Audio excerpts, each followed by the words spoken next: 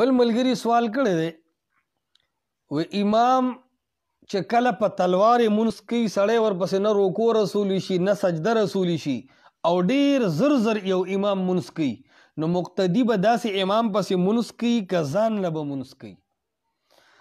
جواب دا دی ګلابه چې مونځ مزین کول او ښایسته کول پکار دی. د هغه خلکو الله صفت کړی دی الذین هم فی صلاتهم خاشعون چې مونځ په خشوع سره کوي، رکوع سجده قومه جلسه قیام قرات په مسنون طریقې سره کول پکار دي. د مونځ نه ټوکې جوړول نه دي پکار. دا خو د خوشحالۍ موقع ده چې ته راغلې او خپل رب ته ودرېدې، چې خپل رب ته ولاړې نو ټونګې د چرګانو په شان وخل دا ښه طریقه نه ده. که چېرې د محلې امام هغه مونځ صحیح نه ادا کوي نو لومبۍ طریقه دا ده ته لړ شه او بله محله کې د جمع مونځ وکړه، خو جمع مه قضا کوه. که چېرته کې بلې محله کې د جمع د مونځ ترتیب نه و نو لړ شه کور کې بیټک کې دکان کې په جمع مونځ وکړه.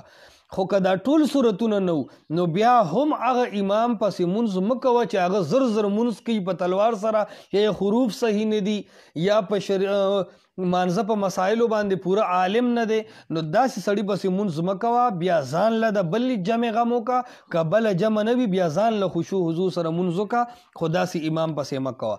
حدیث په دې کې په طور دلیل د بخاري هغه حدیث دی، یو سړی راغی نیت یې وتړو ګیره کې هم ګوتې والې رکوع سجده هم لنډ لنډ وکړو او راغی رسول الله وسلم ورته وفرمایل فصلی وی صلی ورشه مونځ دوباره وکړه فانک لم تصلی، گویا کې تا خو اډو مونځ کړی نه دی، یعنی بغیر رکوع سجدې او بغیر د اطمینان مونځ اډو مونځ دی نه.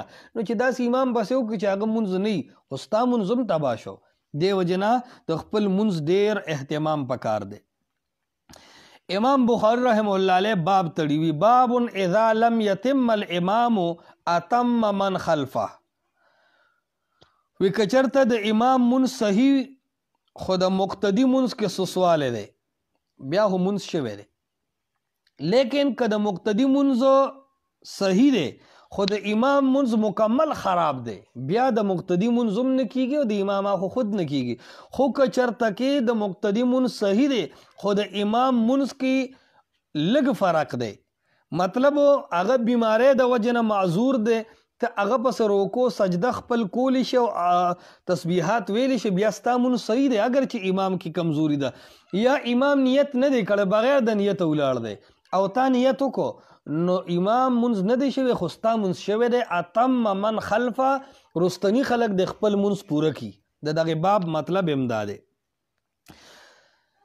مسلم شریف کې حدیث دی نبی علیہ السلام ابو ذر غفاری رضی الله تعالی عنہ ته وی دا خلق غفاری وی، غفاری ټکی ټیک نه دا غفار قبیله ده.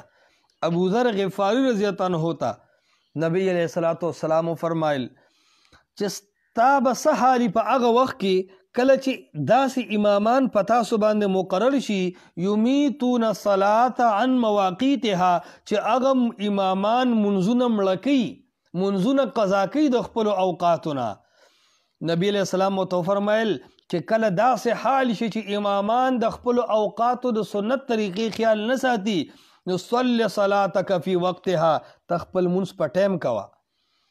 او بیا وی فإن ادرکتها معهم که ته د مجبورۍ نه د داسې امام باندې واړی دی چې هغه د مونځ خیال نه ساتي نو پیغمبر علیه السلام ورته فرمایي ته ځان له مونځ په ټایم کوه، د مجبورۍ نه هغه سره ودرېږه. ځکه حجاج بن یوسف پسې به چا مونځ نه کوو غربول وی وی تا ما پسې مونځ ولې ونه کو نو بیا په داسې صورت کې به ته مجبورۍ نه هغه پسې ودرېږي نو ځان له مونځ وکړه، هغه د فرض دی د امام پسې دی گویا کې یو نفل مونځ شو. امام به مونځ بیخي لنډ هم نه کوي او بیخي به اوږده هم نه، ځکه معاذ بن جبل رضی الله تعالی عنہ یو ځلې مونځ کې بقره شروع کړه چې صورت بقره شروع کړه نو حزم رضی الله تعالی عنہ د مونځ دوران کې واپس شو، لړو د الله حبیب ته وفرمایل چې اے الله رسوله سیدنا معاذ خو ډېر اوږد مونځ کوي، ډېر ستړی کړم، خلق د سفر په حالت کې خلق بیمارانی خلکو ته مصروفیاتي او دې مونځ دومره اوږد کوي. نبی علیہ الصلوۃ والسلام په هغه غرض باندې په ډېر ګرم تقریر وکړو، غصه کې تقریر وکړو او بیا فرمایل ان منکم منفرین، بعض خلق تاسو کې داسې دي چې خلق د منځ نه متنفره کوي، یعنی مونځ به دومره نه اوږد دی خیال به ساته خو دومره لنډ هم نه چې بس ټونګي او ارکان پوره نشي. ځکه الله قرآن کې فرمایي حافظوا علی الصلوات، د خپلو منځونو حفاظت وکړئ، یعنی دا په صحیح طریقه وکړئ.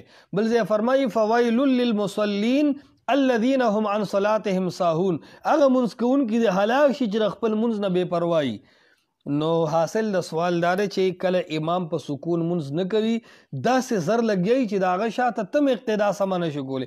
که هغه زر زر کوي خو شاته ته اقتدا سمه کولی شي نو اتم من خلفه د امام بخاري د باب نه معلومیږي چې ستا منځ شوی دی.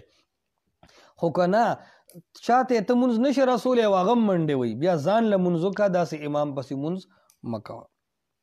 बेहतरीन सदका जारिया हासिल करने के लिए इस वीडियो को लाइक, कमेंट और शेयर करना मत भूलें।